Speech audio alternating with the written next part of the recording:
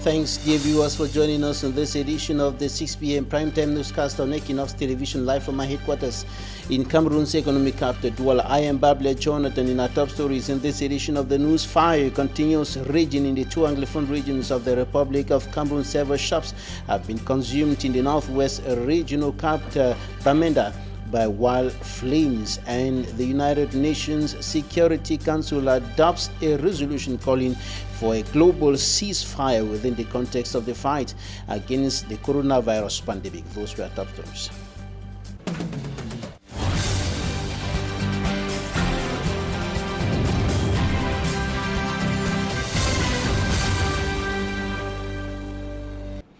As government strives to restore peace and normalcy in the two Anglophone regions of the Republic of Cameroon through the reconstruction plan of President Paul Biya, fire continues raging in the two regions. Bullets continue talking. Atrocities are still being committed in those two regions hit by socio-political and security tensions for close to 4 years today. At least 5 shops have been reduced into ashes by wildfire at the Turu Motor Park, popularly known as Bali Park, in the northwest regional capital, Bamenda. According to security sources, last night the incident occurred last night, and the press, the security sources told the press that it was at about 10 p.m. when they saw smoke coming out from one of the provision stores around the above mentioned market, that is the Bali market in the northwest regional capital, Bamenda, and only the Army Rescue Unit could help the situation. Occupants of the shops were being sobbing since morning, and the fire incident is yet to, the source of the fire incident is still unclear, and local media reports indicate that over 5 shops were consumed by wild flames in the Bali Park, northwest regional capital, Bamenda. And the United Nations Security Council is calling for a global ceasefire across the world as the world battles with the coronavirus pandemic. The Security Council yesterday adopted a resolution calling for a global ceasefire. It should be noted that calls for a ceasefire have been rising practically from all quarters, from within and without. Political, civil society leaders, human rights organizations, non-governmental organizations have been calling for a ceasefire, notably in the northwest and southwest regions of the Republic of Cameroon. But the ceasefire is yet to come, and the guns have continued talking in those two regions, and the fire has continued. Raging destruction of properties going on, a military crackdown continuing against separatist fighters in those two regions. And the minister delegate at the Ministry of Economic Planning and Regional Development, Paul Tasson, who is leading the reconstruction plan for the northwest and southwest regions of the country, is still in the southwest region with his collaborator, former mayor of Kumbunjong, Donatos, paving the way for the reconstruction, which he says is a step to return to peace and normalcy. He indicated that the main purpose of that reconstruction plan is to fast-track the return to peace and normalcy in those two regions. But stakeholders have been questioning how the reconstruction plan will restore peace, and some are saying that peace normally should lead to reconstruction and not the reverse. Derek Jato reports. The Southwest Awareness and Sensitization Mission has come to a close. Minister Paul Tasson, the national coordinator of the reconstruction plan, and his team must have taken down note on the picture the Southwest region wishes to see when the reconstruction proper will start. But we have told him how he could best manage Meme division. And apart from that, Meme is the division that is most touched by this crisis. Traditional rulers have suffered. We even gave examples of traditional rulers who have been killed in Mali. And the last division that met with the reconstruction team was Njan division. For one Lawrence, the senior divisional officer for the said division, sees a new Indian division if all proposals tabled are respected. I want to say Indian division contributed its own quota. And let me assure you that if all that was contributed by the participants are taken into consideration, I'm sure Indian division will have a different face. But besides that, in terms of security, I can proudly say Indian division is relatively calm. That is why you had all those who were invited by the senior divisional officer present today during this important meeting. The Southwest region now waits to see how the reconstruction will take place amid gunshot and killings. COVID-19. The Rejato reporting from the southwest region of the Republic of Cameroon, and from the southwest region we are taking you to the Unity Palace in the nation's political capital, Yaoundé, where the President of the Republic of Cameroon, Paul Biya, today received in audience the Minister of State, Gilbert Ondongo. The Minister of State who came to discuss some issues with the President of the Republic of Cameroon. The Minister of State for the he was at the Unity Palace today, received by the President of the Republic, and both personalities. He was the special envoy of the Congolese President, Denis Sassou Nguesso, and both personalities assessed the evolution of the COVID-19 pandemic and its impact on the economies of CIMAC member countries. The President of the Republic held talks with the special envoy of the Congolese President, Denis Sassou Nguesso, State Minister Gilbert Ondongo, today at the Unity Palace. And now we're going to talk about the first coronavirus vaccine trial in Africa, and this has started in South Africa. The vaccine was developed at the Oxford University. Meantime, African countries have embarked on a tic-tac response to the decision of the European Union banning some countries from traveling to European Union member countries. For me, Armstrong Sander. The decision of the European Union prohibiting citizens of several countries from traveling within the Schengen area, African countries are retaliating. Gabon has asked its diplomatic representatives not to offer visas to citizens of some 27 member states of the European Union wishing to enter Gabon. The tic-tac response contained in the circular of the Gabonese foreign minister has also been adopted in Senegal, in West Africa. The Senegalese government finds it difficult to understand why its citizens should be banned from traveling within the Schengen area, whereas countries like Morocco and Algeria, which have registered more COVID-19 deaths, have been allowed access. Other African countries authorized to travel within the European Union are Rwanda and Tunisia. In Senegal, sea, land and air borders will remain closed till July 15, 2020. Though Algeria is one of the countries to which European borders have been opened, authorities have maintained closed borders till further notice. The first measures to relieve confinements have seen a disturbing increase in new COVID-19 cases.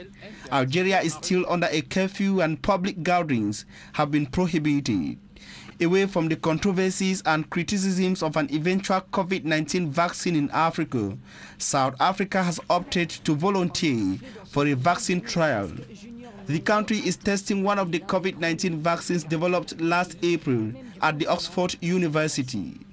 Though the effectiveness of the vaccine is yet to be made public, the government has maintained that the trial is voluntary on some 2,000 persons, including 50 HIV patients. Apart from South Africa, the vaccine is also tested in the United Kingdom, Brazil and the United States of America. Researchers hope the vaccine will provide the much expected results.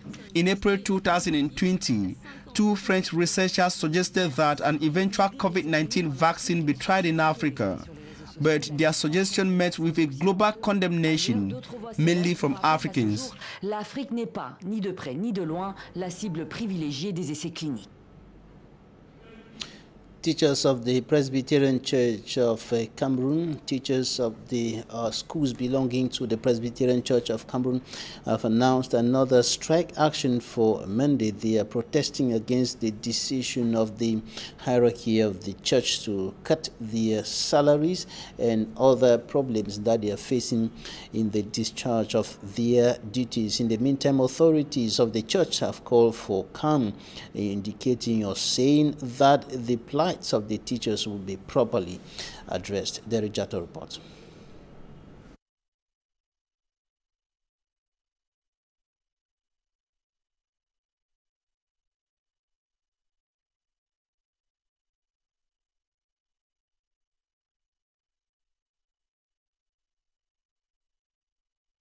Church speaking to the press in the southwest region of Cameroon, and the national coordinator and of course the authorities of the PCC have called for calm, reassuring the teachers that their financial situation will be addressed. The National Communication Secretary and the Education Secretary of the PCC made the remarks in Boya during a press conference after the teachers organized a strike action in some schools in the northwest region of the country, and now they have announced another strike action that is scheduled to start on Monday.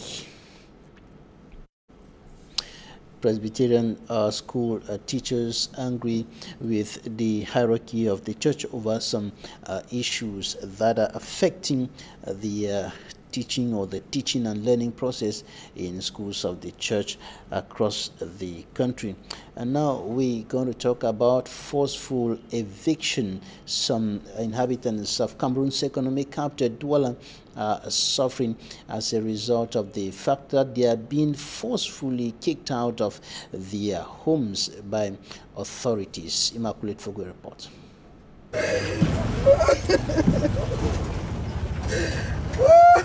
A woman lamenting following the destruction of her house and several other buildings in Banga Bakoko in the Douala 3 subdivision. The order for these houses to be demolished came from the Minister of Housing and Urban Development, Celestine Kecha Kutes, following her visit in the area. The demolition crew was headed by Hector Etonana, First Assistant SDO for Wuri. Following the minister's visit in Banga Bakoko, she instructed us to destroy those houses that were built in a haphazard manner. So, we are just respecting the order. The senior divisional officer for Douala 3 in a recent communique gave his go-ahead for these houses to be destroyed. Those who occupy the land illegally won't be indemnified by the government. Mais est-ce qu'on va indemniser les gens qui occupent anarchiquement le domaine de l'État? According to this inhabitant, they had been notified several months ago about the demolition process, which is currently taking place. This morning, they are breaking some of the houses that some few people have been notified. It's very sad, but these are persons that have been notified for years now to liberate the area, and have not liberated, and that's why we are finding the law, the force of law and order taking action, and the government is doing its job. So as it stands now, we, the population, we cannot do anything. We just need to watch and see how things are moving on within the area. So we cannot really intervene, and neither those that are owning this property can intervene because they have been notified, they were being told, and if it is happening today because they have been stubborn and they are not really engaging on the issue to make changes. He adds that the government should consider the difficulties the population is facing at the moment. We are not really hoping to repose in a violent way, but we are hoping that the owners of this house find a new place, and maybe the government also, as well as breaking, they should relocate them somewhere else, because this is millions that have spent a lot of money, and it's not only one house, but it's a whole quarter that are destroying. So I think the government should reflect on how to relocate the individuals that are owning these properties that are destroying today. So the question about where to relocate is now the greatest worry of those affected by the demolition process. from Banga Bakoko in the Douala 3 subdivision to the Douala 4 municipality, where some inhabitants will be facing the same situation in the weeks ahead. Authorities have announced that their homes will be demolished because they were constructed on drainage patterns. Innocent reports. With the rainy season, inundation is recurrent in many localities in the Douala 4 subdivision. After a fact-finding mission by municipal council authorities about a month ago, it was discovered causes of the inundation were construction on drainage patterns and dumping of garbage in drainage by some recalcitrant locals and companies. What about the continuation? The water coming now? It will still remain way back. You see, no make no path to make sure the water go inside sea. With an advanced demolition warning, the same delegation again descended to the field to renew its warning ahead of demolition. Now, we wait the technical person of the council of Douala to start their work, study to tell population that they get out, that population that drill to the river and get out, because we are started to destroy now, because we want to fight against inundation, because now is the rain season. We want to fight that to befill the population of our country, to resolve the problem of inundation. The wood processing company Apicam has also been caught to be responsible. Par rapport à la décharge d'Apicam, nous sommes en pourparlers avec eux, nous allons les approcher pour savoir quelle est la meilleure solution, la solution la plus écologique. Leaving the Mabanda quarter, the mayor and his team also visited the abandoned slaughterhouse to see how it could be given a new look for relaunch of activities. Cet abattoir a été abandonné, le projet a été abandonné et nous sommes venus également voir comment faire pour le relancer. Mayor of the Douala 4 subdivision and his delegation have promised to march words with action when next they return. Demolition of poorly constructed houses to open drainage patterns as a measure to control the inundation in the subdivision. At least 18 people have been killed in protests in Oromia region, Ethiopia, since singer Hashalu Hundasa was shot dead Monday night. Armed gangs are reportedly roaming the capital, Addis Ababa, targeting rival ethnic groups. A funeral has been held for him. The motive of his killing remains unclear, but the 34-year-old singer had said he had received death threats, and his song focused on the rights of the country's Oromo ethnic group and became anthems in a wave of protests that led to the downfall of the previous Prime Minister in 2018. That's it for the first part of the news. Talking Point is up next.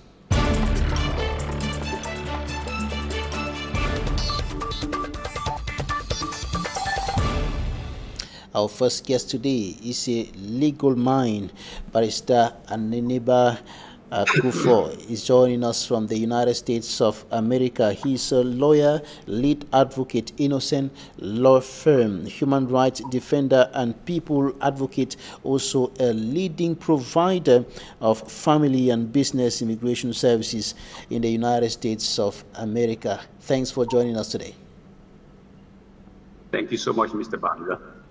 Equally joining us from North America is a Muslim scholar, the Muslim scholar of the Christian Bible, Abdul Karim Ali. Thanks for joining us today. Thanks for having me, Mr. Babila. All right, I begin with you, Abdul Karim Ali. What's your take on the efforts that the government is putting in for a return to peace and normalcy in the two Anglophone regions of the Republic of Cameroon through the reconstruction plan? All right, let me begin by praising God.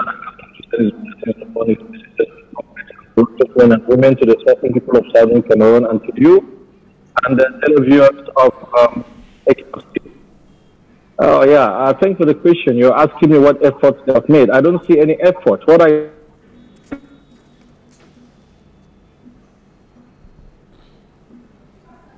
see is social media publicity stunts and international comments. The government of La République du Cameroon has not shown an iota of interest to stop the Southern Cameroon's problem.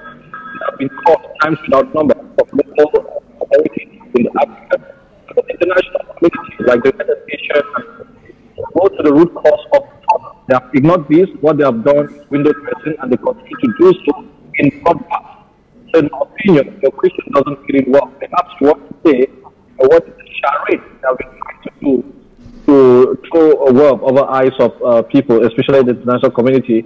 To me, they have not done any tangible effort. They have put their cart before the horse. They have disrespected humanity. They have disrespected even their own allies. They have disrespected genuine cause, a peace talks like that which is existing in Switzerland. Even ceasefire, they have rejected that. And these are all signs of misappropriation, misconduct, misreading, and disrespect for human lives. Right, we're going to talk about a ceasefire in a short while. Metro Ananiba Akufo,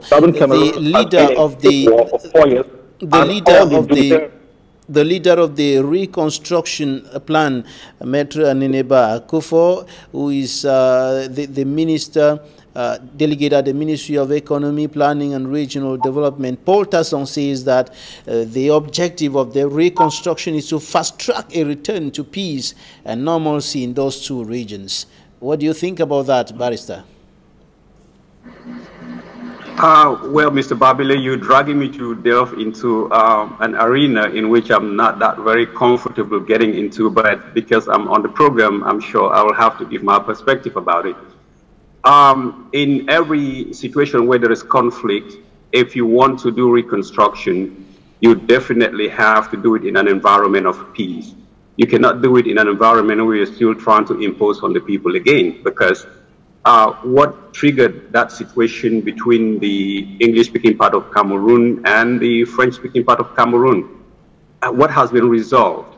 I know at some point there was a conference in the capital, Yaoundé, talking about, you know, creating a special status for the people of the English-speaking part of Cameroon. What became of that?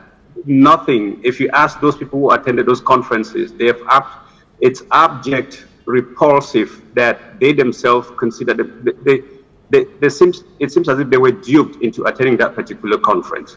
Now you compact things on the other by deciding to do a reconstruction. On a reconstruction on what? That's what the minister is supposed to ask before even trying to go into the process of trying to reconstruct. You have to go to the root cause. You know, we cannot be putting Band-Aid on issues that we know we can actually fix properly with wood, because eventually it will bubble up, it will eventually come back again. Who is fooling who in this particular situation? Look, we are Africans. You cannot let the West dictate the pace of your political process. That's exactly what's happening in Cameroon. Because if you let the West tells you what to do, if you let the contractors on the ground tell you exactly what to do, you will kill and kill and kill tomorrow's generation, and there is nothing there for that land, and that land will belong to the West again. So it's high time that the political leaders in Cameroon, in Africa in general, I'm speaking in Africa in general, they look into the mirror and see what have they done since independence in Africa. What have they done to their people? You know, you keep selling these people for silver shillings, you keep selling them for a mite, and in the end, your people suffer, and they turn around and they laugh at you. Every time you're an African leader, you swing somewhere, they say, okay, look at that African leader. You know, they will parade you on red carpet, but when you go in there to sign the contract, guess what they do? They put something that you don't even comprehend. So it is high time that we look at these things and come back to the table. Look at your people. Who are the people of the Southern Cameroons or the English-speaking part of Cameroons? Who are they? Are these the people that we have to kill in order to reconstruct? You cannot reconstruct on the premise of killing people. There has to be a ceasefire, something that is negotiated. You pull your troops away. If that's what it is, you pull your troops away from where these people are being persecuted, all right, and themselves, they go back to their own place of comfort, then you sit down and discuss, because this is something that in the end, we have to sit and talk amongst all right, we'll ourselves. talk about ceasefire in a short while, Ahmed. We'll talk about ceasefire in a short while. Abdul Karim Ali, government says that the reconstruction plan is an illustration, is a concrete demonstration of its faith, its good faith, its intentions to restore peace and normalcy in those two regions. And that is why Minister Paul Tasson, John Donatus have been sent to those two regions to discuss with the people, to meet with the people and open the way forward so that those villages that have been destroyed can be reconstructed, can be rebuilt, and those who are IDPs now in different parts of the country, those who are refugees in neighboring Nigeria, they can come back. So yeah, I trust I got the statement well, and thank you for helping me share the panel with the barrister, and I see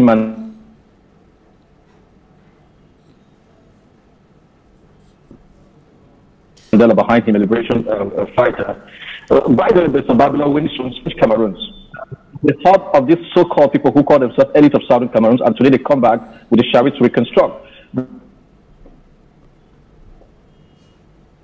But that is, by the way, look, the essence here is to understand what has been happening in the world. I wonder what the Republic of Cameroon, including the enablers who call themselves elite, I wonder where they pick this from. Look, Iraq in 1988 did not disarm because they wanted to. Here's where people stop fighting, they stop hostilities, especially when there is a peace talk ongoing. Southern Cameroon is sitting on a negotiation table that has been invited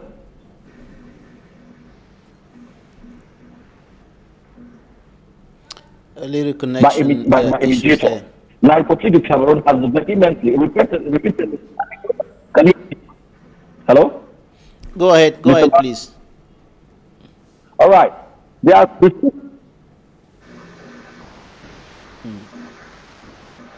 all right, we having little connection issues there with. The second thing that needs to happen, you cannot cease fire claiming to have organized and built up what they call a disarmament center, where they have gullible defects roaming around social media doing publicity stunts for them. What you must do, you cannot be disarming without ceasing fire. And I need to say this.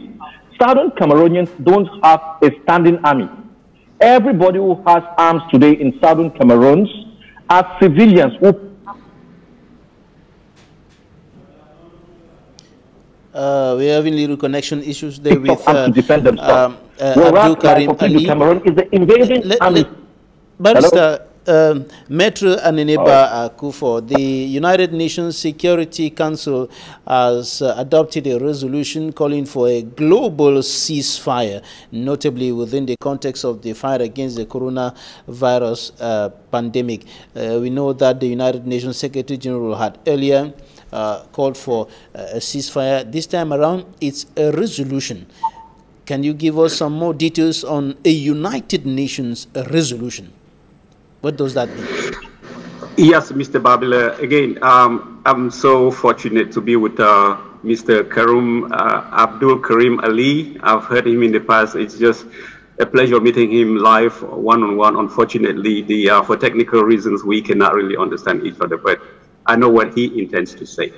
So, in regards to what the UN Secretary General, Mr. Antonio Guterres, said on March 23rd, 2020, he wanted a universal ceasefire so that, people can, humanitarian assistance can reach those people in need.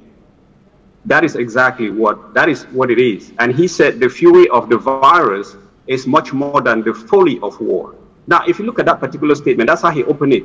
The fury of the virus is much more than the folly of the war. So war is a folly. The fury of the virus, the violence of that particular virus is much more than war. Because look at it that way. That little virus, you don't know, you can see, you cannot even identify how or where it's coming from. But everybody is running away from it. But what about war? You drop bombs and all that stuff. The United States, with all the ammunition, cannot even tame that particular virus. But concerning what Mr. Gutierrez said, concerning what he said, you have to you look at it from a different prism, So war is something that is intentionally set by some of these people in order to achieve a particular objective. And guess what? When he decided to issue that particular statement on March 23rd, 2020, the members of the Security Council, only 3 of them went with him. The 2 leading partners, United States and Russia, decided not to go with that particular resolution. France had to go back again and reconvene the 15 non-permanent members of the Security Council, which I think we have Cote d'Ivoire, we have South Africa, and I think Equatorial Guinea as one of its the members of it, one of the non-permanent members, to sign on to something different from what Mr. Antonio Gutierrez said. And what Mr. Macron said in his own reconvened meeting was that this should not be a ceasefire for all the conflicts. And guess what? Cameroon, there were 170 countries that signed on to what Mr. Gutierrez said. And Cameroon, the Republic of Cameroon, did not sign of the 170. So if people sit in Cameroon and saying, okay, no, they're adhering to a ceasefire, believe it or not, the government of Cameroon is not adhering to that ceasefire. So they are going on with the war as if there was nothing from the United Nations. Is the resolution, is the global ceasefire resolution applicable? Is it obligatory for all the member countries? Is there anything that would compel Cameroonian authorities to call for a ceasefire in the northwest and southwest regions?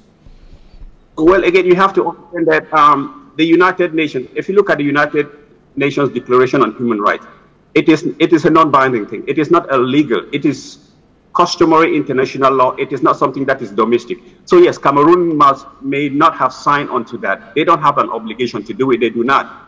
But the thing is, the average person in Cameroon feels that Cameroon is supposed to sign. They are not supposed to. So the war is going as if there was nothing yet. But again, it just brings you back to what I was trying to tell you. If the Secretary General comes out with a statement and the French government goes behind and says, not all of the conflicts should be seized on, then it tells you that this is just a charade. This is just a charade, and until we get back to the root cause of what's triggering this conflict, we will just keep fighting till, I don't know.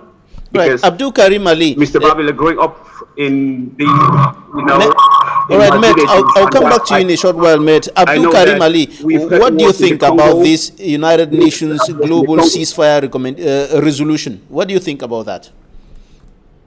Notably with regards to the situation in Cameroon. I'm sorry, I didn't catch it. Hello?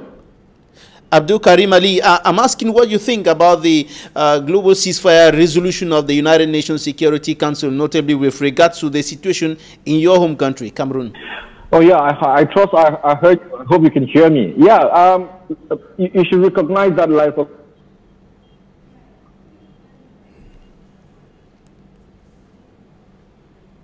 Cameroon has no interest in stopping the murder they have been committing on the people of Southern Cameroon. This is why, amongst many countries signed in for a possible ceasefire, like Cameroon doesn't think she should. But I'll tell you, South has only been defending herself and Cameroons. This call is for them. But see what has happened. We know that groups in the Southern Cameroons called for ceasefire, unilateral ceasefire, because there's a difference between ceasefire and unilateral ceasefire. The unilateral one is a case where a group or a country does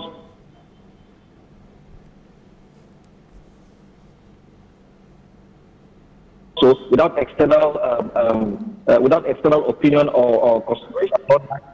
The country some more, building many more camps and invading some more. The killing continues. This is to say that, like the Cameroon thinks they are above the world. The United Nations must now stand up to the essence for which she was created in the first place. This is impunity of the highest order. That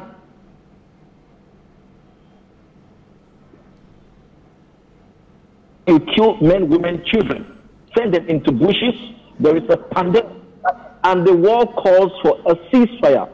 And you're still in a...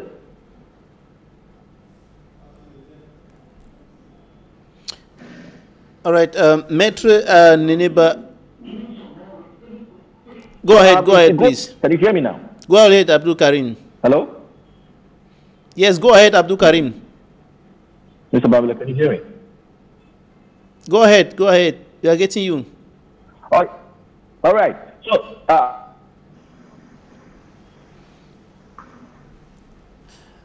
some little connection issues there. But you can hear me now. The case is with independent reconstruction of mentality by Life of League Cameroon, not only to continually kill the people, but to also put in some elements of publicity stunt. You cannot be talking of reconstruction amid war. This is a third-degree operation that comes after ceasefire and disarmament.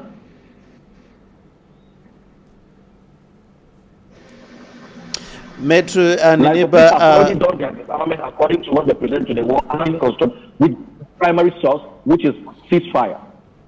All right, Metro and neighbor Akufo. Now the UN must step up the game. The impunity from this government is just... Sorry, Abdul Karim Ali, we are having some little connection issues there. I'll come back to you in a short while before we round up. Metro and Neneba Akufo, we have been asking this question for the past 4 years, and we'll continue asking until when we'll have the solution to what is going on in the northwest and southwest regions of the country. Where's the way out? Metro and Neneba. Mr. Babila, this is a question I've always been longing to answer. And the way out to this particular solution, it is not to bring guns and ammunition to each other's territory and kill until you have no one to kill. Look, we have to sit down as Cameroonians and the former British Southern Cameroonians. You may not like to hear that word, but it is part of your lexicon. Your history is your history. You cannot run away from your history. Until you sit down and assess what your historical perspective was or is, you will all keep on defending the same errors of the past. To get out of this particular impasse, I brought you, get people who matter, because those people who blindside as elites of the Southern Cameroons or the other part of Cameroon, they are not the people who have the interest of that country at heart. They do not. They want their pockets.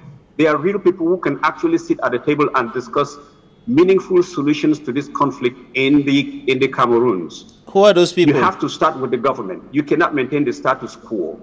They cannot be maintaining something for the West. This is something for the West. We cannot be killing ourselves. There are lots of people outside the Cameroon where they want to come back and invest in their country or in their villages, but they just cannot show up because they are being waited with guns and ammunition at airports. They are being whisked out of the place because they just have to share a different political thought or a social way of thinking than the way they do. Right, Abdul Karim Ali. In our society, Abdul Karim Ali. All right, thank you, Metra Nineba. Abdul Karim Ali, I'm sure you must have forgotten the number of times that you have answered this very question. But I will ask you the same question again. Where is the way out as we speak now? Where is the way out at this juncture? Are you talking to me, please? Yes, Abdul Karim Ali. Hello?